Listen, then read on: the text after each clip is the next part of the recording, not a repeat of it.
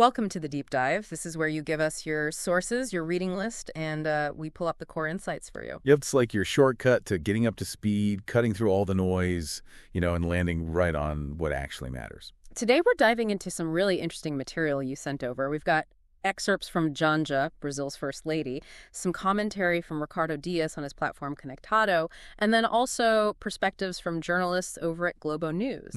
A real mix. So for you, the learner, our mission here is basically to unravel the buzz around Janja's public appearances lately and, the reactions people are having. We want to help you get those aha moments, understand the interplay of power, maybe protocol, public opinion, all that stuff. Without getting totally swamped by endless news reports. So to dive right in, let's just hear a very quick clip of Janja herself. Okay, audio snippet plays. Eu fico feliz que você me convidaram, que não vou poder falar e que não vou poder, que não vou precisar ficar calada. Okay, so straight off the bat, you hear Janja talking about wanting to speak, not wanting to be silenced. And Ricardo Dias, who hosts that Conectado platform, often critical of the current government, it's fair to say he had a pretty immediate and strong reaction. Yeah, he jumped straight into this, sarcastic imitation of President Lula, almost like Lula was setting the stage for her to say whatever she wanted. It's interesting how he frames it, isn't it? Like, it's not a real invitation, but something Lula specifically arranged. Right. He does this voice like, Janja, I made this event just for you. You can say anything. I told everyone to clap. Implying the applause is guaranteed, regardless of the substance. It definitely raises questions about how he views her platform. Is it earned or just granted? Totally. And he even gave her that nickname as Banja. Which means something like squanderer or show-off. Yeah, something along those lines. And he was pretty blunt, saying he thinks she's actually damaging the PT government. Oof, strong words. And he added that sarcastic bit about her not needing an invite because, Lula arranged it. So it immediately brings up this core tension, doesn't it? How much public space should a leader's spouse have? Is it legitimate influence or unelected overreach? Exactly. Dias clearly lands on the side of overreach, seeing her as a negative influence. And we'll see how others weigh in on that same tension. So moving on, a big part of Janja's message in these clips is about regulating digital spaces. Yeah. Social media. Right. She asks some pretty tough questions, like how many children do we need to lose? How much violence needs to happen before the internet becomes a healthier space? Powerful stuff. She calls for dialogue, monitoring, setting limits, holding platforms accountable. And she connects this directly to her point about protocol, remember? Yes. Saying basically, no protocol will shut me up on this topic. Like, this issue is so important, it overrides the usual rules of engagement. Which is a bold stance, but Ricardo Dias, he sees it very, very differently. He does. He calls it baboseira. Nonsense, basically. Yeah. He suggests it's all just a cover, a pretext to silence ordinary Brazilians who use social media to point out problems or wrongdoing. His view seems to be that the real goal is to take down social media platforms, especially those critical of the government. It's quite a cynical interpretation, really. Yeah. And his sarcasm about protocol kind of reinforces that. Mm-hmm. He implies, protocol exists for a reason. You follow it. Directly contradicting her stance. Mm. So you've got this complete clash in perspectives on both the issue itself, social media regulation, and the way she's going about raising it. Absolutely. Which leads us nicely into the Globo News journalists. Their take is maybe a bit more layered. Yes, definitely more analytical. One journalist, possibly Gerson Camarati, points out that Janja tends to frame any criticism as just an attempt to silence her.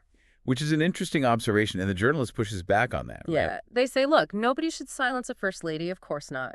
But critics who question the limits of her institutional role, given she wasn't elected, they shouldn't be silenced either. That's a key distinction. Criticizing the role versus silencing the person. Exactly. And the argument follows. If you don't like the limits of the first lady role, the path is clear: run for office yourself, get elected, earn that political legitimacy. It brings it back to democratic process. And they use that primero cavalero analogy, the first gentleman. Right. Saying he'd have limits, too. He couldn't just jump into debates with heads of state using authority he doesn't technically have because he wasn't elected. It really shifts the focus from Janja personally, or her gender, towards a broader principle about unelected influence in formal politics. And another journalist, maybe Eric Bang, really doubles down on this, saying explicitly, it's not about Janja being a woman. The issue isn't gender. Which is important to state clearly, I think. It heads off any claims that the criticism is just sexism. He then brings up the Carlos Bolsonaro example. Remember him attending ministerial meetings, going on international trips? Yes, that caused a stir too. Exactly. So the journalist is saying, look, we've debated these questions of protocol and appropriate roles for non-elected figures before. This isn't entirely new ground. It provides context. And then he mentions China specifically. Yeah, he apparently had personal experience there maybe 10 years back. Yeah. And saw how seriously they take protocol. So deviations, they stand out, they can seem strange, maybe even disrespectful in that kind of highly formal diplomatic environment. The point being, while a president's spouse can absolutely have a role, championing causes, supporting projects. There's a line. They shouldn't be stepping into official functions or discussing high-level policy with foreign leaders without that elected mandate. So bringing up an issue like social media, which wasn't on the formal agenda during a high-level meeting with China, Would naturally raise eyebrows, what? both internationally and probably back home in Brazil, too. It disrupts the expected diplomatic flow. Okay, so let's circle back to Ricardo Diaz for his final thoughts. He kind of reads the room, suggesting even Globo News isn't, as he puts it, very fond of Janja. And why does he think that is? Primarily because, in his view, and maybe theirs too, she's seen as harming the government's image. He basically repeats his opinion that she adds nothing positive. And sometimes even undermines what the government is trying to do. Yeah, he even throws out that idea, maybe half-jokingly, that she could be an infiltrator because she seems to cause so many problems for them. Wow, that's quite the take. Shows the level of disapproval from that perspective. But then he shifts to this really interesting hypothetical. What if, down the line, Michelle Bolsonaro runs for president and wins? Okay. And then, what if Jair Bolsonaro starts acting like Janja is now? Speaking out, maybe ignoring protocol? Oh, I see where he's going. He predicts the left, who are criticizing Janja now for speaking without being elected, would suddenly face accusations of hypocrisy from the right. Because they'd likely defend Bolsonaro's right to speak out in that scenario. And Diaz even anticipates the potential excuse. Oh, but Bolsonaro is a former president. Right, suggesting there might be a double standard applied depending on who it is and their political alignment. It's a provocative way to frame the debate about consistency in these criticisms. Definitely.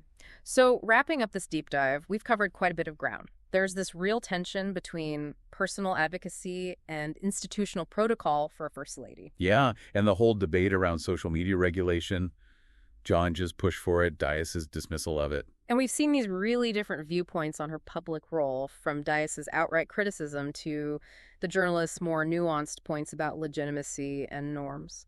So for you listening, what really resonated? Where do you see that line between personal conviction and the demands of an official, albeit unelected, role? How do you weigh those arguments, sticking to protocol versus prioritizing an urgent issue? Does the context, like an international meeting, change things? And maybe take this final thought with you.